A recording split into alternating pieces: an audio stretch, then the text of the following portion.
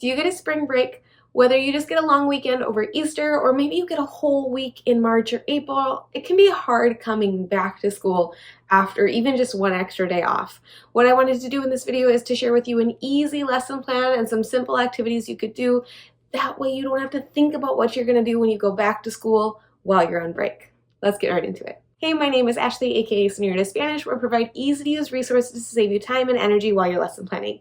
If you're new here, I want to make sure that you know that links to everything that I mentioned are going to be down in the description box below. So let's talk about that first day back after break, because hopefully you were able to turn off your teacher brain, you weren't thinking about your lesson plans.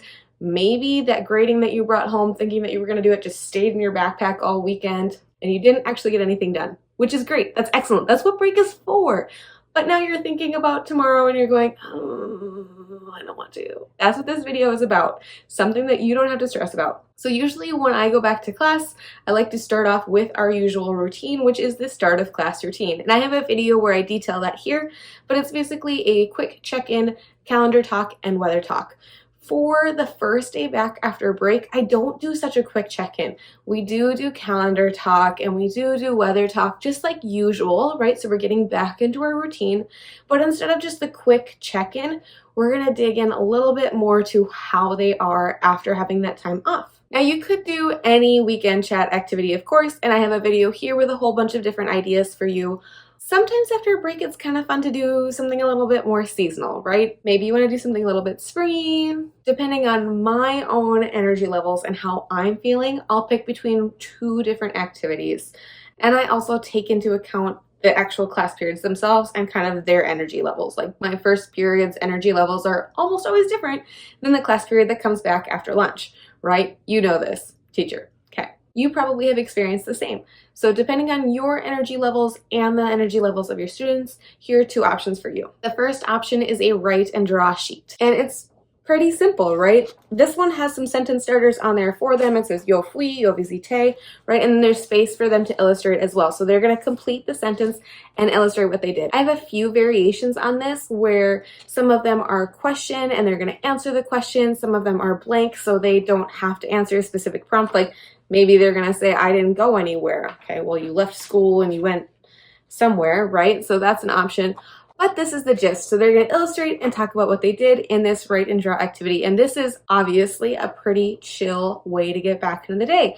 You just give them some coloring supplies, maybe they have their own, and they just sit and color. And that same download, you could have them kind of expand on their illustrations. So this doesn't have a ton of space for writing, but if you have a class or a level that could handle a little bit more output, you might have them illustrate here and then expand on their illustrations with this paragraph sheet. You can go one of two ways after this activity, right? You could give them the whole class period to really illustrate and color, and that is a very calm way to get back into class.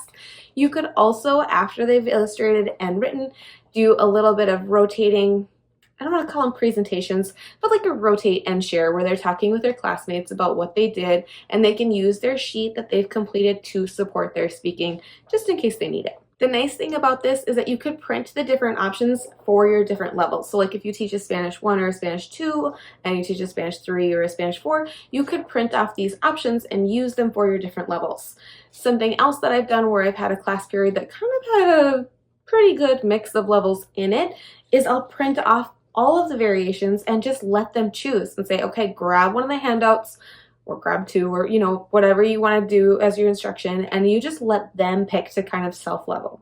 I do also have this activity on Google Slides because there are times where I don't get the copies made before I leave for break, and if I don't have copies made before break, there is zero chance I'm getting to school on time the first day after break with enough time to make enough copies for my students to do this. So if that's the case, then it's the digital version instead. Okay, now let's talk about the slightly more energetic option. And when I say slightly more energetic, I mean slightly more energetic for them, not for you. It's still chill for you because who wants a first day back from break plan that's like, ah, you know, not me.